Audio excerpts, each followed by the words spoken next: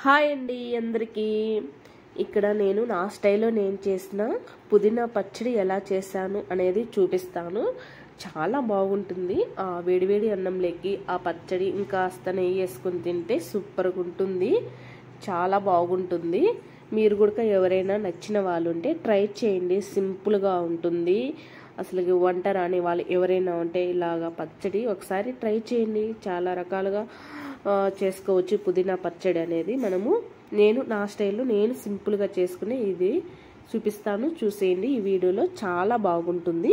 నచ్చిన వాళ్ళు ఎవరైనా ఉంటే ట్రై చేయండి కంపల్సరీ. చాలా అంటే చాలా బాగుంటుంది. వేడి అన్నంలోనే ఇంకాస్త నెయ్యి వేసుకొని తినండి, సూపర్గా ఉంటుంది. మరి ఎలా చేశాను అనేది ఈ వీడియోలో చూపిస్తాను. చూసే ముందు ఎవరైనా ఫస్ట్ టైం చూసే వాళ్ళు ఉంటే నా ఛానల్ని ప్లీజ్ సబ్స్క్రైబ్ చేసుకోండి, ఓకేనా? ఇప్పుడైతే చూపిస్తాను ఎలా చేయాలో అనేది. ఇలాగ స్టవ్ వెలిగించుకొని ఒక కడాయి పెట్టుకొని ఇలాగ మనము ఈ శనగకాయ పప్పులోనే కదా ఒక 4 స్పూన్లు అలాగా వేసుకోవాలి. ఈ శనగకాయ పప్పులు కాస్త బాగా వేయించుకోవాలి. కొంచెం లో ఫ్లేమ్లోనే పెట్టుకొని వేయించుకోవాలి. ఎక్కువ మంట పెట్టి మనం వేయించిన మనకు అవి పైన వేగినట్టు ఉంటాయి, లోపల కాస్త పచ్చిగానే అనిపిస్తాయి, వేగినట్టు అనిపివు. అందుకని కొంచెం లో ఫ్లేమ్లో పెట్టుకొని బాగా వేగనివ్వాలి ఈ పల్లీలు.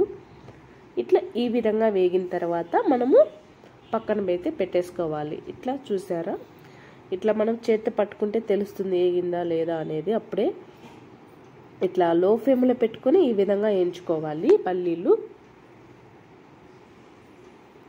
చూసారా, ఈ విధంగా అయితే ఉండాలి మనకు. ఇప్పుడైతే ఒక పక్కన ప్లేట్లోకి అయితే తీసుకోవాలి. ఈ మాత్రం బాగా వేగినాయి చాలు. ఇప్పుడు మనము ఇంకా 2 స్పూన్లు ఆయిల్ అయితే వేసుకోవాలి.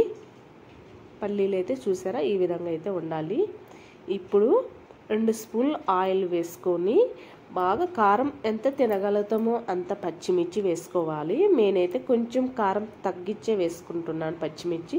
పిల్లలు కూడా కారం ఎక్కువ ఉంటే తినలేరు అనేసి ఒక 7-8 పచ్చిమిర్చి వేసుకున్నాను. ఒక చిన్న 2 మీడియం సైజు టమోటాలు వేసుకొని కొద్దిగా చింతపండు వేసుకున్నాను.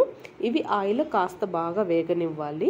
మీరు కారం ఎక్కువ తింటారు కదా ఎక్కువ మంది, కొందరు అలాంటి వాళ్ళు కొన్ని పచ్చిమిర్చి ఎక్స్ట్రా అయినా వేసుకొని కారంగా ఉంటే బాగుంటుంది అనుకునేవాళ్ళు, లేదు తక్కువ ఉంటే బాగుంటుంది కదా అనుకుని తగ్గించి వేసుకోవాలి. ఇవి పచ్చిమిర్చి కొంచెం కారం ఉండేటి ఉంటాయి, సప్పగా ఉండేటి ఉంటాయి కదా, అవి చూసి మనము వేసుకోవాలి.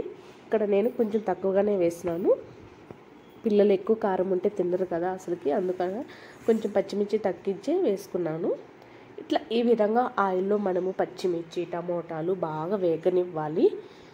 చూసారా ఈ విధంగా బాగా వేగినాయి కదా. ఇప్పుడు ఇవి కూడా ఒక ప్లేట్లోకి అయితే తీసుకుందాము. ఈ పచ్చడి ఇంకా మనము రోట్లో వేసుకొని దంచుకుంటే ఇంకా బాగుంటుంది. నా దగ్గర పెద్ద రోల్ లేదు కాబట్టి నేను ఇలా మిక్సీకి అయితే వేసుకుంటున్నాను. మీ దగ్గర రోల్ ఉంటే పెద్ద రోళ్ళు దాంట్లో వేసుకొని దంచుకోండి, సూపర్గా ఉంటుంది. ఇంకా అదే ఆయిల్లో నేను 2 కప్పులమైన పుదీనా అయితే తీసుకున్నాను. ఈ పుదీనా బాగా శుభ్రంగా వాష్ చేసుకొని వేసుకోవాలి. ఈ పుదీనా వేసుకొని బాగా ఈ పుదీనా అనేది బాగా మనము ఉడికించుకోవాలి. కాస్త పచ్చి వాసన పోయేదాకా వేగనివ్వాలి ఆయిల్లో. మధ్యలో ఇలాగ మూత తీసేసుకొని కలుపుతూ ఉండాలి. కొంచెం పుదీనా అనేది పచ్చి వాసన పోతేనే కొంచెం మనకు పచ్చడి చాలా బాగుంటుంది. కాస్త ఆకు అనేది వేగకుండా తొందరగా ఇలా ఆఫ్ చేసి దించేసుకుంటే మనం పచ్చడి అంత టేస్ట్ ఉండదు. ఈ పుదీనా కదా కొంచెం పచ్చి వాసన పోయినాక వేగనివ్వాలి. ఇప్పుడు 4-5 వెల్లుల్లిపాయలు వేసుకొని పొట్టుతో సహా అయినా వేసుకోండి, పొట్టు తీసైనా వేసుకోండి. ఇలాగా మూత పెట్టేసుకొని కొంచెం వాటర్ అంతా ఏమీ లేకుండా ఆవిరైపోయి బాగా వేగనివ్వాలి ఆకు అనేది, పుదీనా ఆకు. చూసారా ఈ విధంగా అయితే ఉండాలి మనకు. ఇప్పుడు ఇది పక్కన పెట్టేసుకొని ఇప్పుడు ఒక మిక్సీ జార్ తీసుకుందాము. ఇందులోకి మనం వేయించి పెట్టుకున్న శనగకాయ పప్పులు అయితే వేసుకోవాలి. ఇలాగా శనగకాయ పప్పులు వేసుకొని ఇప్పుడు గ్రైండ్ చేసుకుందాము. ఇలాగా కొంచెం మెత్తగా గ్రైండ్ చేసుకోవాలి.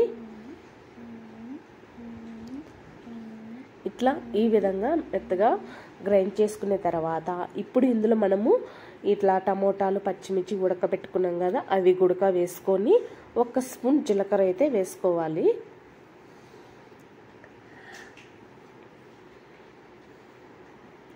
కొంచెం కల్లుప్పు, జీలకర్ర గుడక వేసుకోవాలి. పచ్చట్లో ఏదైనా కల్లుప్పు వేసుకుంటేనే చాలా బాగుంటుందండి సాల్ట్ కంటే. ఇప్పుడు ఈ జీలకర్ర గుడక వేసుకున్నాము. ఆ తర్వాత పుదీనా అనేది కూడా వేసుకోవాలి. ముందు జీలకర్ర వేసుకొని కొంచెం గ్రైండ్ చేసుకొని లాస్ట్లో ఆకు వేసుకొని మళ్ళీ జస్ట్ ఇట్లా 2 నిమిషాలు గ్రైండ్ చేసుకుంటే సరిపోతుంది. మనకైతే పచ్చడి ఇలా ఈ విధంగా అయితే ఉంటుందండి, చాలా బాగుంటుంది. ఇంకా ఏమైనా లాస్ట్లో ఉప్పు తక్కువ అనిపిస్తే కొంచెం సాల్ట్ వేసుకొని ఒకసారి గ్రైండ్ చేసుకొని ఇలాగా మనం వేడి వేడి అన్నంలో ఈ పచ్చడి అయితే సూపర్గా ఉంటుంది.